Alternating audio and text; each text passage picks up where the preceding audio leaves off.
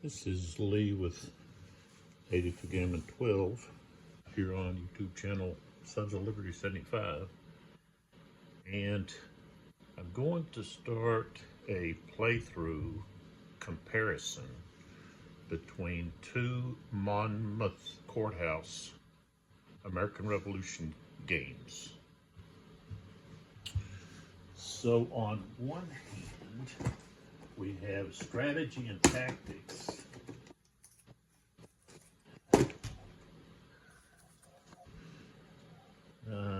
Let's see. Okay. Let's see, I don't know what volume this is. It should say on the inside.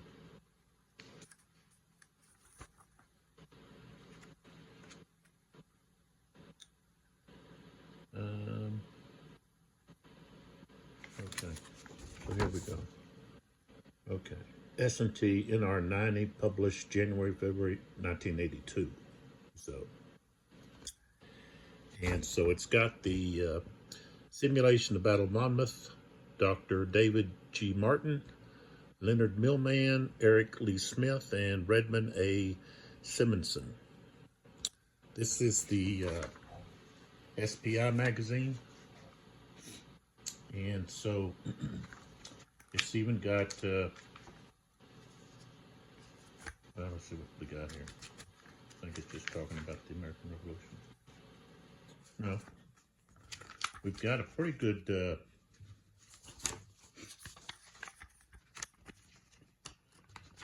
summary of the battle here in the magazine.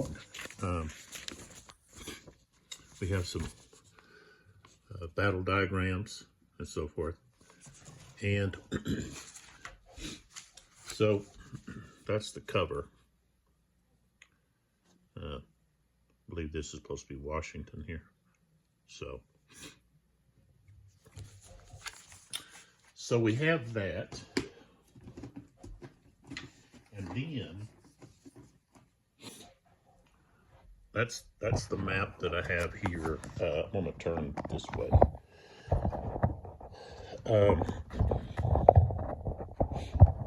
So this is the map, and we're playing Lee's advance. So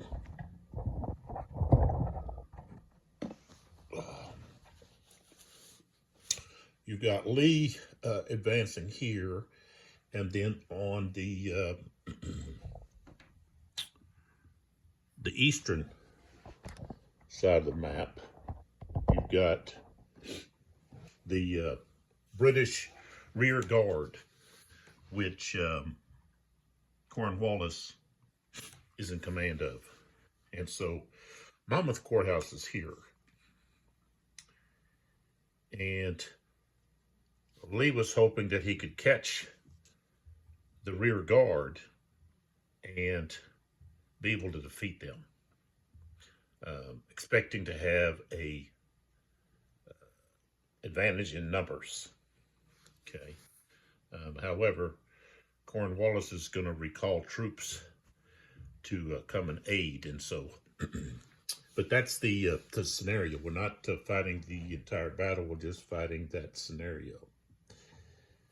So pull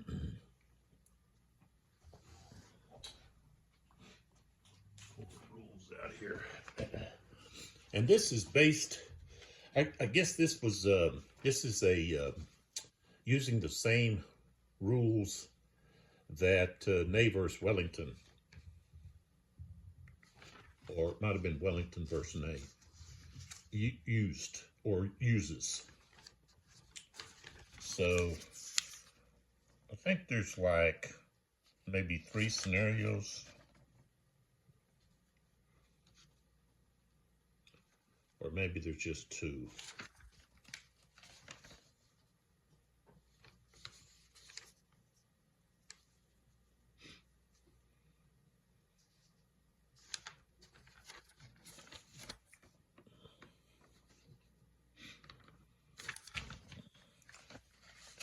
I think they call this the hedgerow scenario.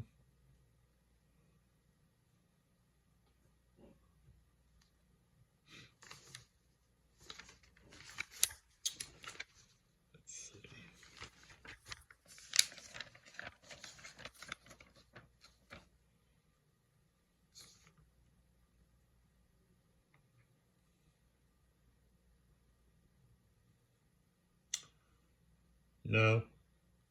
Yeah, so you've got three scenarios. You've got the hedgerow, which we're not doing. And then you have the Monmouth Courthouse, which is, you've got Lee's Advance Wing. Okay. And it lasts 10 turns, with starting on game turn 5. And then you actually have the grand battle scenario. So we're doing just the Monmouth Courthouse fight. Starts on turn 5. Now, with the other game, we are doing the same scenario, which is Lee's Advance, and this is with GMT's American Civil War series. Get the box here, and I've already got it set up. And we're talking about so Battles of the American Revolution, Volume 5. So, and that's Mark Miklos is the game designer.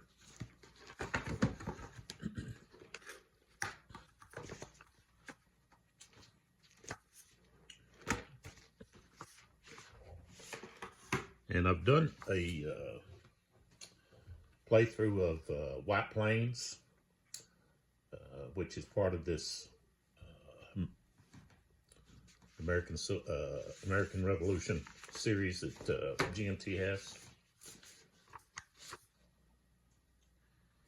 And there's going to be a little bit of a difference in, of course, the scale. Let's see here, on the scale.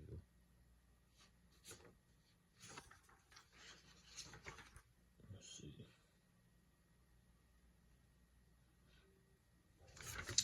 Well, I'll go ahead and give this about the GMT.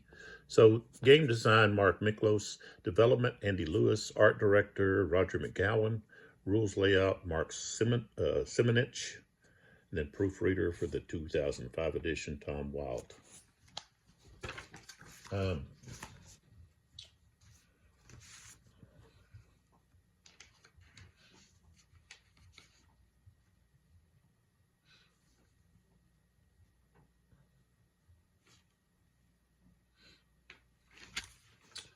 Yeah, I wanted to mention about the scale. And see if I could find it in here somewhere.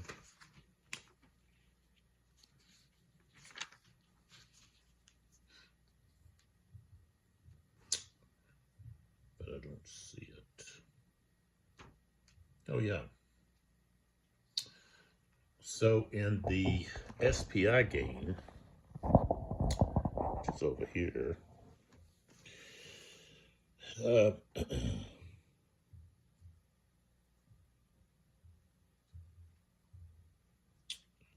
we go. Each, let's see, each infantry unit represents a regiment or several regiments for some colonial units. Each artillery unit represents a battery or section of 2 guns. Each dragoon unit represents a regiment of cavalry. Each strength point represents 50 men or 1 gun. Each game turn represents 20 minutes of real time, and each hex represents 100 yards of terrain from side to side. And then the GMT, let's see if I can find it here. Okay. All right, so with the GMT, which is this side, so you can kind of see the hex sizes of the hexes. The GMT map is blown up, so each hex represents more terrain. So each hex is 200 yards, so it's twice the size. So it takes 2 hexes over here with the SPI game to equal 1 hex here. And each infantry, light infantry, militia, rifle, or mounted cavalry strength point equals 100 men. and each artillery strength point equals 2 cannon. And each turn represents approximately 1 hour with the GMT. So the SPI is going to be a little bit closer into the battle, while Monmouth is pulled back a little. So that's going to be one difference between the two games, is just the scale of things. So there's Monmouth Courthouse here on this map. And I've got these both laid out so that looking across is east. And I'll probably move the camera to different sides and so forth, but that's east over that direction. Straight across is east. Of course, that's north and south and west. So, but both have the Lee's advance scenario. So that's a good way to actually be able to compare not only the scale, but we can also compare the rules and how the combat and movement and so forth. So if we're looking at the map,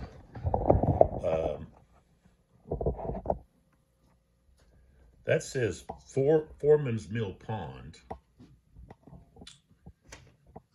And if we pull back over here to SPI, we have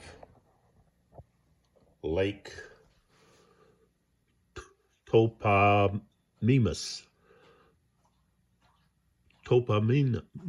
I guess, Mimas. But you have Foreman's Mill, so they give it a different name. But it's the same body of water, and it also has a different shape than if I was to pull back and be able to look at both. There you go. That's so you've got the one there, and then the one here, and also the woods. There's a lot more woods over there than there are right here on this side of this side. So, and you know, sometimes when you find historical maps, you can find 2 or 3 historical maps and they don't match exactly. And names are different sometimes, and where, you know, woods are, and so. But it'd be interesting to know where they got their map image, how they designed the map for both of these. And so that kind of introduces what, don't want to do that. Now, I don't have plexiglass on this, so shouldn't have that reflective glare.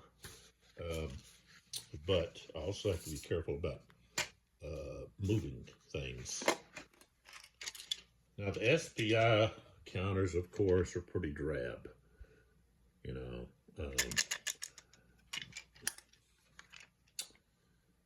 And they're going to use the NATO symbols for infantry and artillery and cavalry and so forth.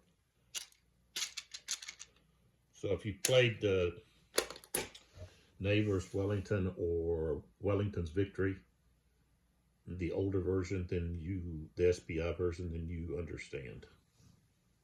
Now, I don't think the map really for that time period, for the 80s, I think this is actually a very easy on the eye map. The gamers had some really difficult maps to look at sometimes, and some other companies did too. So, but this is really easy to distinguish the different levels and what's what. in my opinion. Now, does the GMT map look superior? Yes, it does. It's even easier to see. So now, one thing is the GMT is going to have these reinforcements coming in. These units here, and so there's not as many units on the map, and that might be something we compare as the strength, overall strength that they have for the units that are involved. And in this GMT, the turn, let's see, the scenario starts on turn 4. So it runs from 9 a.m. to noon, okay, unless either side gets an automatic victory. We'll talk about the victory conditions also.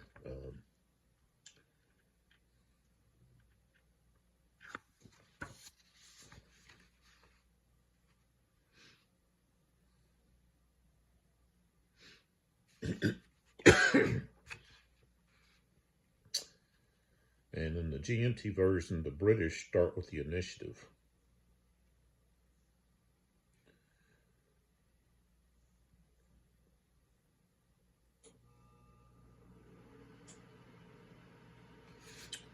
So, thinking about the victory conditions, let's pull back some more. On the GMT game,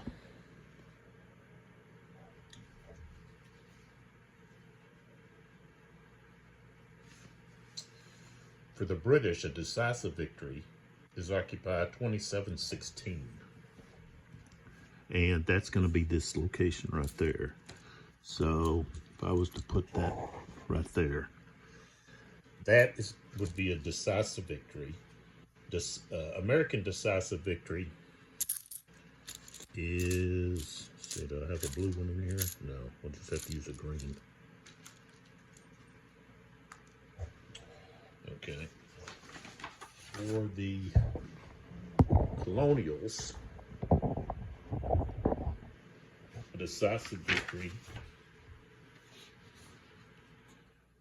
is occupy 1414 with at least one parade order combat unit other than artillery or militia at the end of any game turn. And 1414, I mean 40, what is it, 41? Yeah, 4114 is right here where Clinton's at. They've got Clinton. What's this one here? They've got Clinton in here too, or just Cornwallis? We've got Cornwallis. That could be it. Which, of course, Cornwallis is going to show up. But how come they don't have Clinton? Yeah, Cornwallis is going to show up. Okay. And then substantial caused the America's army morale to waver. Now, the morale is British has 20 and the Americans start at 19. And that's going to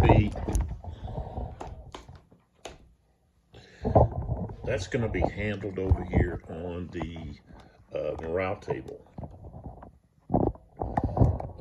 Let's see if I turn this way. It's upside down, but there it is. And so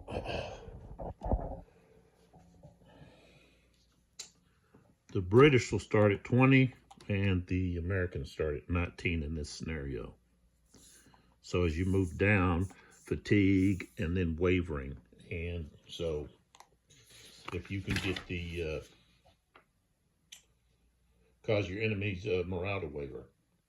Marginal is achieve a margin of 1.5 or more victory points at the end of the game.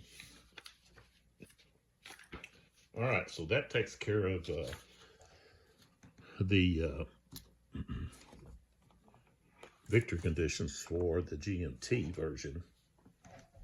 Then if we look at, let's set that there. If we look at the SPI,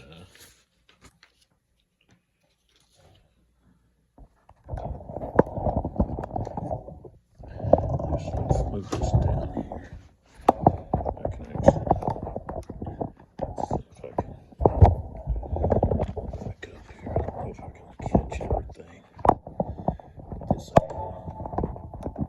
Probably not. Okay.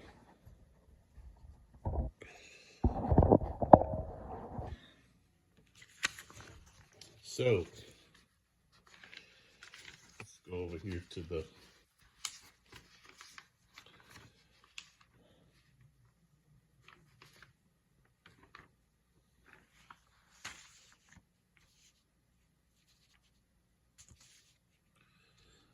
okay, so players receive victory points for controlling terrain as described in each scenario. Control of a hex is, okay, let's see here. Okay, so we go to Monmouth Courthouse. Okay, so the victory points are awarded for the following terrain. The colonial player receives 5 victory points if he controls the Monmouth Courthouse. So, let's reach across here.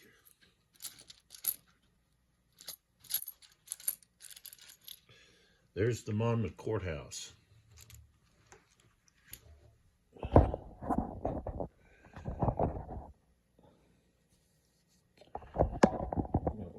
There it is. Right here's Monmouth. And the British player receives 5 victory points if the colonial player controls none of the road hexes from 5422 through 5915 inclusive. So I don't have enough red, but I got plenty of orange blocks here. So that's going to be 5422. So that's basically going to be all the way back up here to, so basically saying to Colt's Neck. So it's going to be these, I've got a few more. And also where these units are. So what does that road say? Well, that's it. That says to Middleton up there. Or Shrewsbury Road to Shrewsbury. So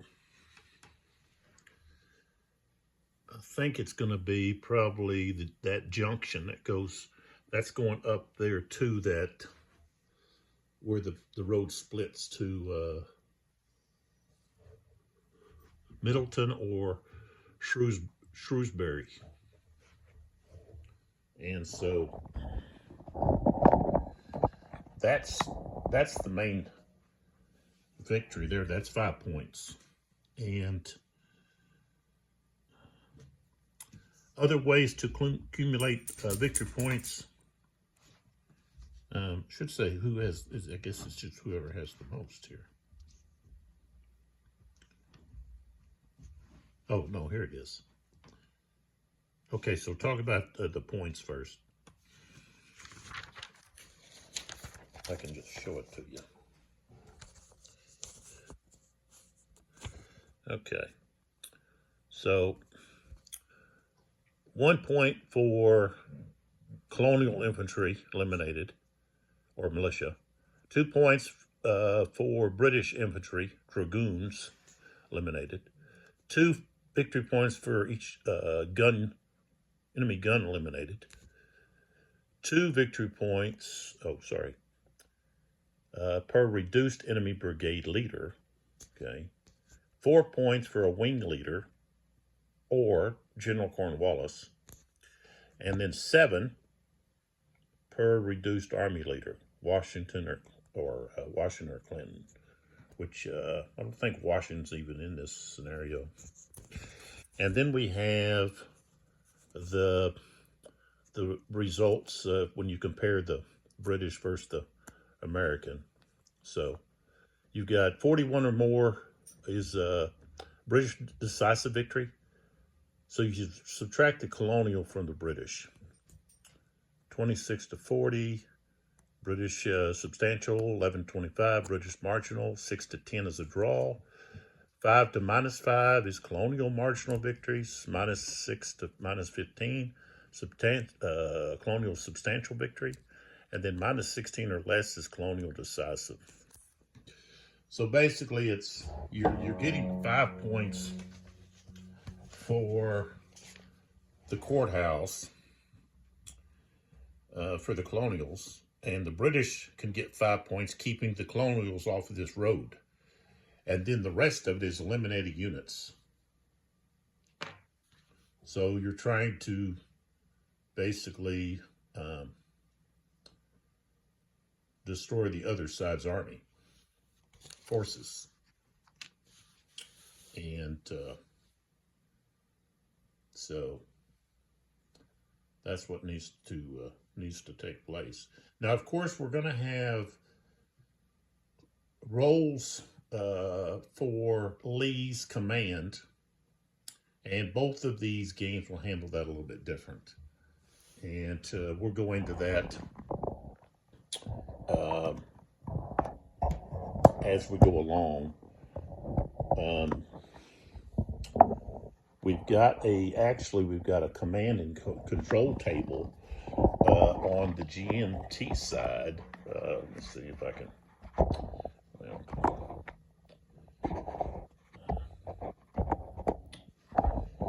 okay. Oh, there we go. Okay, so over here is the command and control table. We'll take a better look at that as we get into playing. And that is going to affect the ability of units to be in command. So Lee would later be court-martialed and basically removed from serving. And Washington did this. Washington was not happy with the way that he handled things. There's a lot of confusion.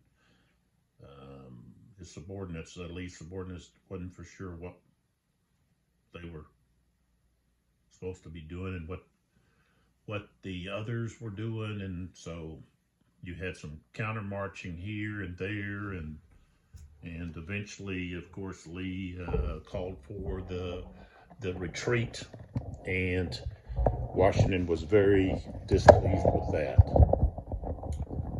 And so we've got that chart over there that's used, and then over here it's handled a little different. We've got,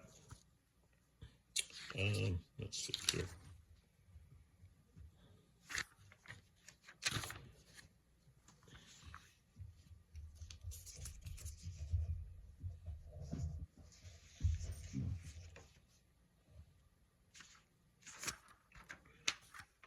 Might be more toward the front here.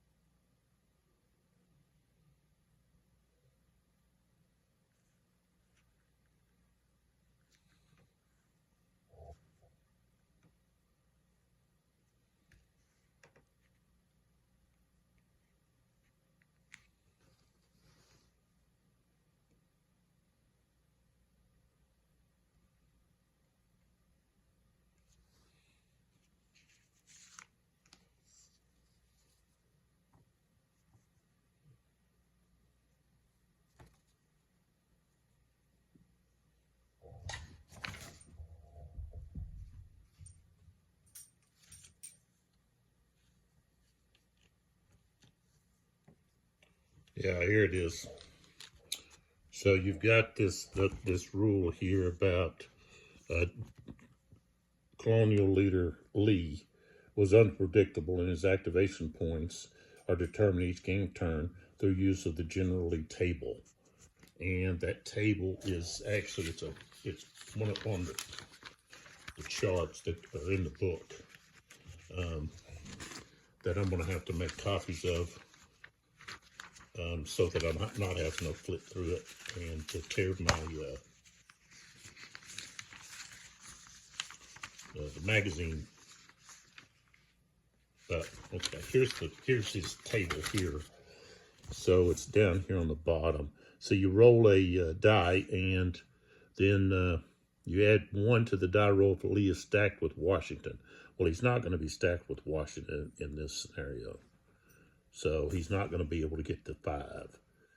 You know, the most he can get is 4.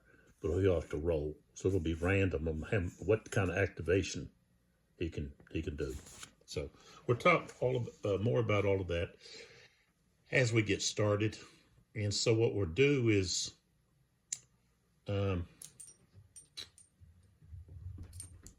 get down.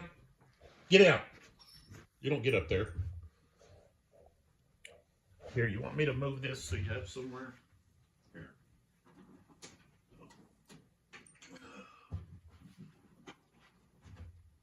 But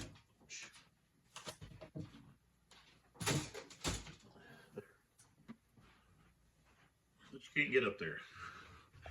Trying to get up on top of the sofa.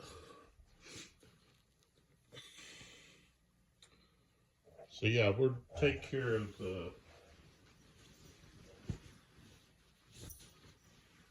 talking about all of that as we go along. So, but what I'll probably do is, because this is 20 minutes, we're going to have 3 turns take place here. And 1 turn over here on the Monmouth Courthouse GMT,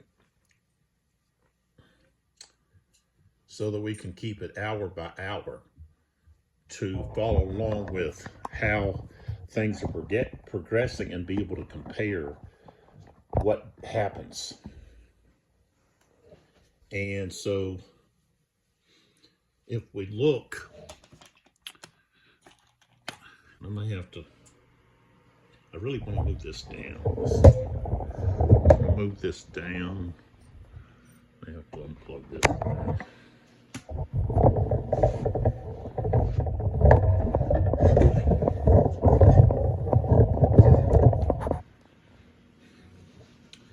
And then move this so it's across here like that.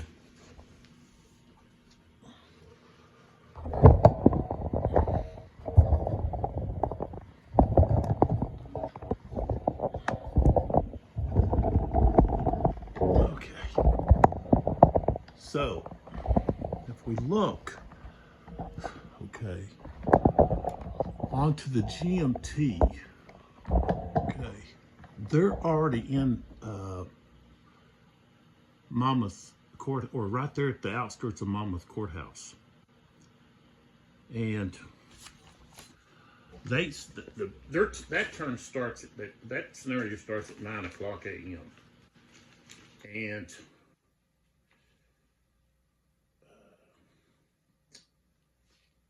this SPI, okay, if we look, we've got, well, I think,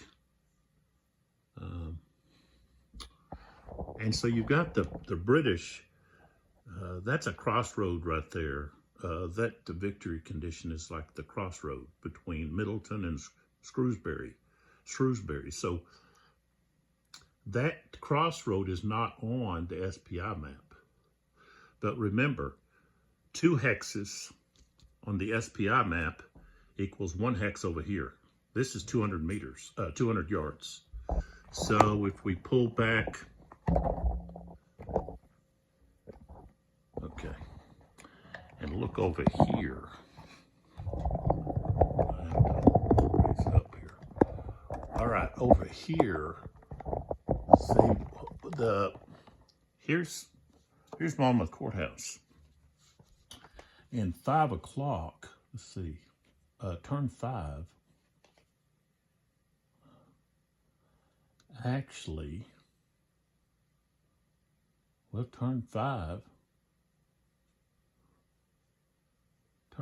is starting at 11:40. So maybe we're going to have to play a couple of turns.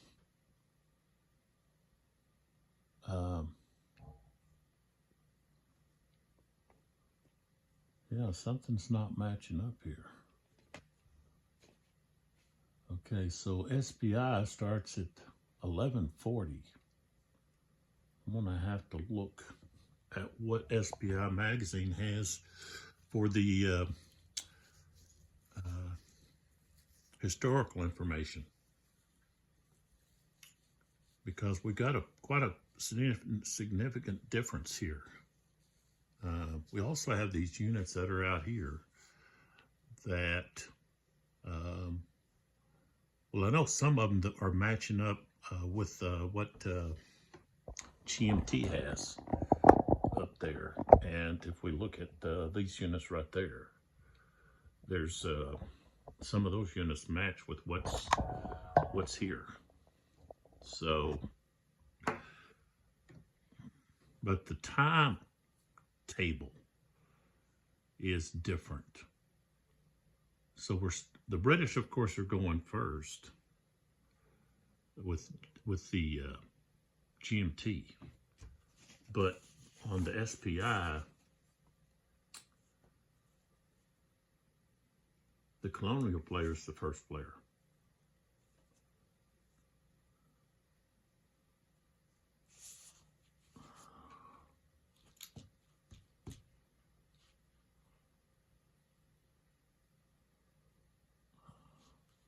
So SPI is going from 11:40 until 2:40.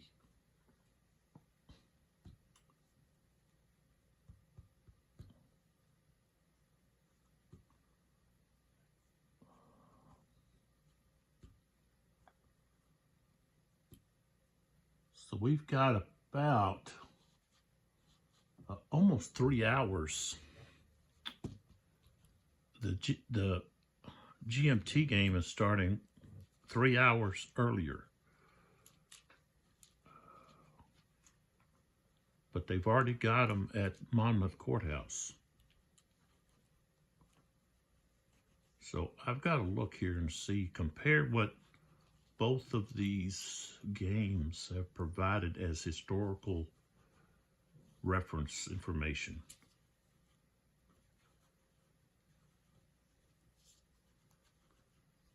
Because it should be matching up, and it's not matching up. And I'm going to take a look at that. And so in the next video, we'll actually be starting. And if this is the way, if this is what's happening, we're going to be actually doing 3 turns with the GMT to start. We'll have 3 full turns over there before we do anything over here with SPI, because we want to get them on the same time table, because that's the best way to be able to compare what's happening on each side. And I'll use the same tactics or battle plan for both sides, even though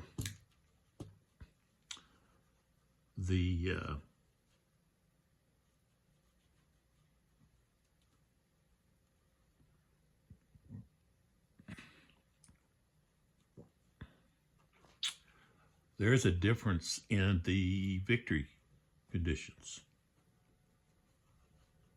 Because if we look over there, here's Monmouth Courthouse. That's not a victory condition with the GMT. It's up here at this crossroads. And for the British, their victory condition is that hill. you know, which if they can get to that, they can overlook the area here and also be able to use their artillery to fire into those woods right there where those colonial units are at. And of course, it's up in that area that Washington is going to stop the retreat and form a new line to continue the fight, because Cornwallis has decided he wants to try to squash Washington's forces.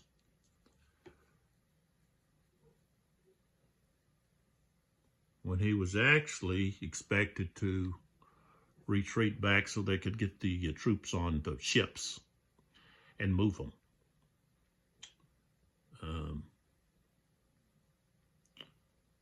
And so on the SPI, there is no, really, there's no even, I don't see anything on the map that is representing that hill. So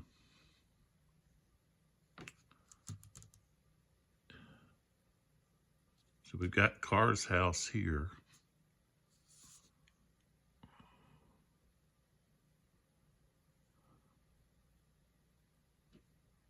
And of course you have these woods here. So I guess that hill should be, yeah, should be in here somewhere. There's Craig's house. Yeah, so it should be in this area here.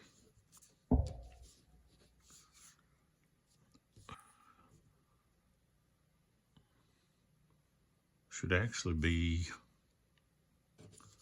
well, according to this map, it ought to be in between these two creeks, or a brook and a creek here.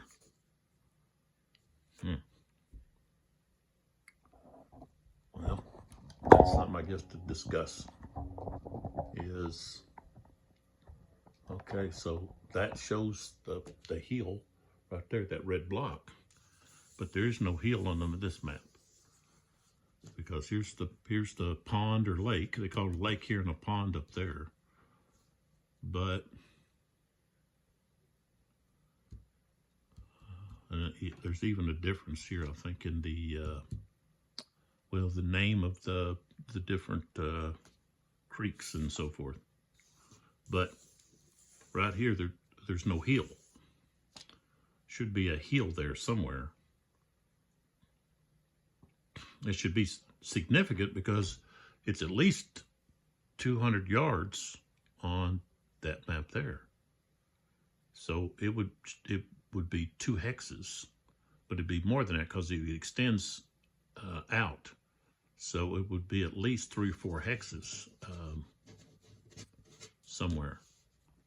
So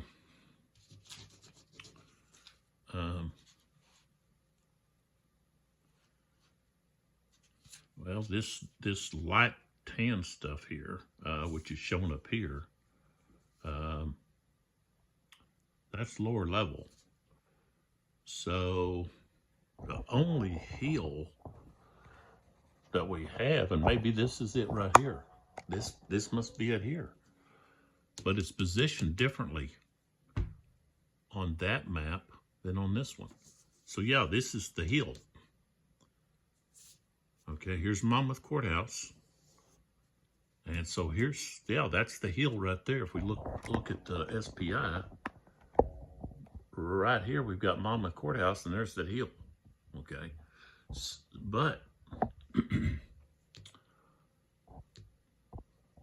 there's, this lake is so much further away, and it's positioned kind of at a, instead of being, they've got the lake at northwest, almost, yeah, northwest, while the other map has it at northeast of the hill.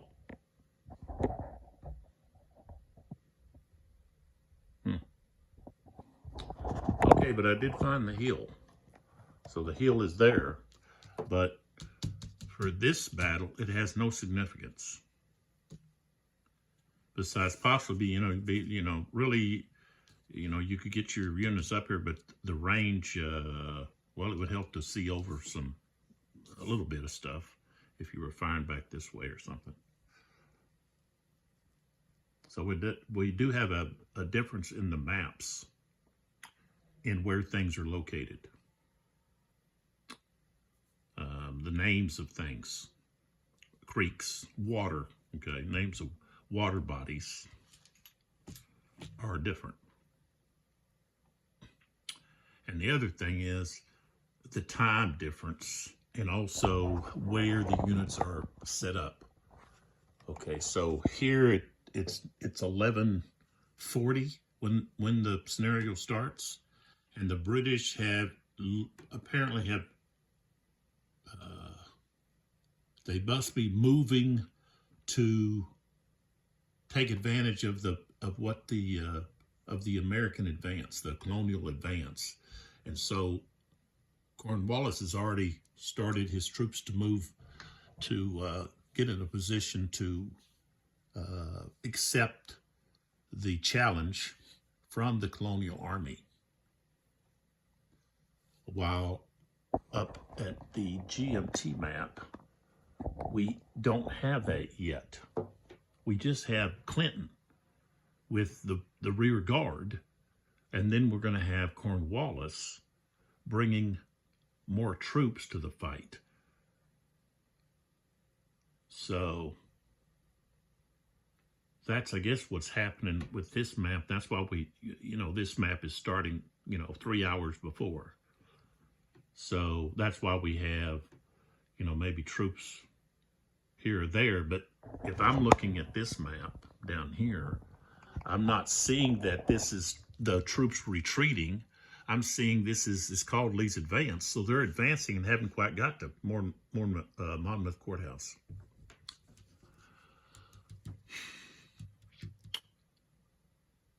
So there appears to be a discrepancy in the time and also the placement of where the troops were.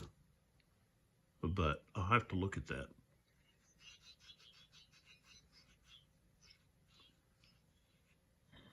And see.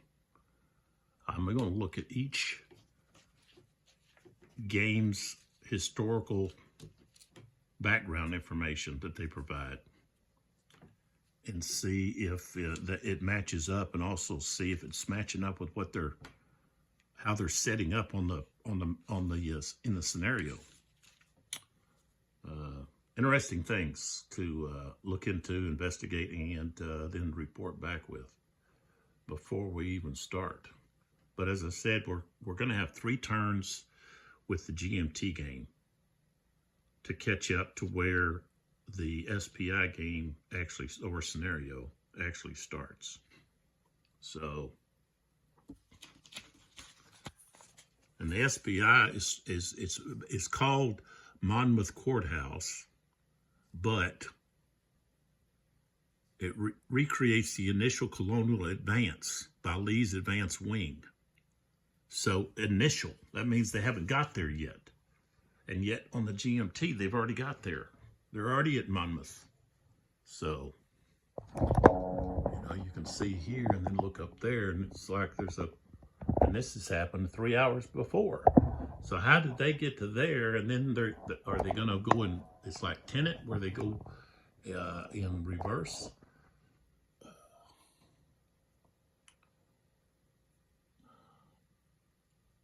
I don't know.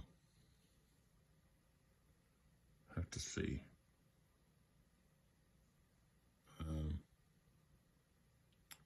And have to look to see who they have at Monmouth Courthouse. Who's there already? Let's see here.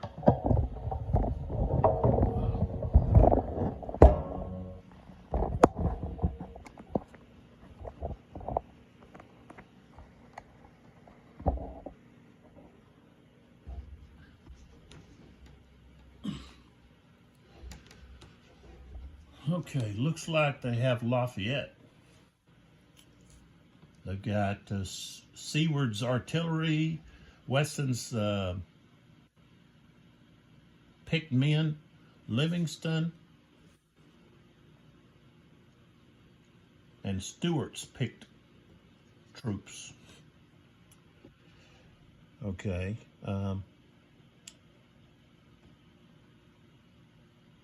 Okay, so then you have Wayne, who's moved over to this cultivated ground in the woods and placed some artillery. White's light hussars.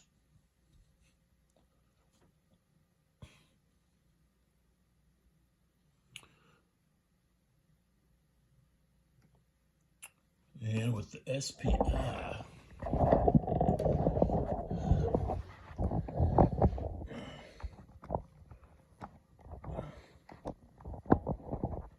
Okay, we got the Jackson, Monmouth units here and here.